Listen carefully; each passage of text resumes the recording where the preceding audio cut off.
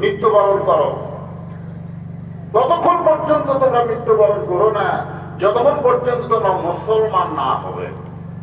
তাহলে মুসলমান হয়ে যদি মরতে চাই, আমাদের করণীয় কি? আমাদের করণীয় হলো, দেশ স্বাধীনতার পরে আমরা পিতার শাসন দেখেছি,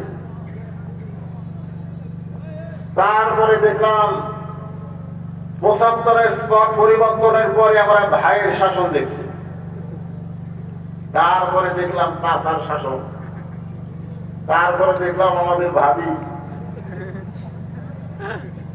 তারপরে দেখলাম আমাদের বুবু, তারপরে দেখলাম ভাবি আবার আপা ভোট পাতলাবাদ শাসন করেছে অনেক সময়,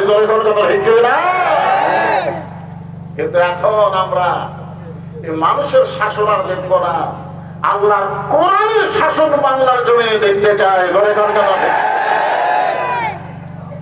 এতদিন মানুষের শাসনের মধ্যে কি পাইছেন আর আল্লাহ কোরআনে কি দিয়েছে, এই ইন্নালিল্লাহ আয়াতের মধ্যে আমাদের একটু খেয়াল করা দরকার। আল্লাহর মস্ত বড় পয়গম্বর নাম হলো মুসা কালিমুল্লাহ। মাঝে মধ্যে একটা পাহাড়ের কাছে গিয়ে আল্লাহর সঙ্গে কথা বলতেন। আপনার বলেন তো পাহাড়ের নামটা কি? মাশাআল্লাহ। একদিন মুসা আলাইহিস সালাম পাহাড়ের কাছে দাঁড়ায় আছে, আল্লাহ বলতেছেন মুসা তোমার খবর কি? তখন কিন্তু ফেরাউন মুসাকে খুব নির্যাতন করতেছে। ওই সময় আল্লাহ বলতেছে মুসা তোমার খবর কি? মুসা বলতেছে আলহামদুলিল্লাহ।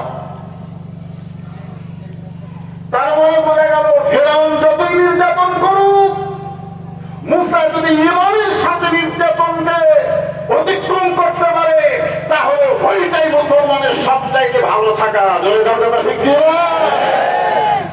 ওই ফেরাউনের গোষ্ঠীরা মুসলমানের উপর যতই নির্যাতন করুক, এরপর ঈমানের সাথে যদি আমরা অতিক্রম করে আজকের কোরআনের মাহফিলে বসে এই কোরআনকে যদি হাতে ধারণ করতে চাই, তাহলে অবশ্যই আমাদের আলহামদুলিল্লাহ বলে দরকার। মুসা আলাইহিস সালাম আল্লাহর সঙ্গে কথা বলতে পারেন, যার কারণে বলতেছে আল্লাহ আপনি কেমন আছেন? আমি তো আলহামদুলিল্লাহ, কিন্তু আপনার খবর কি?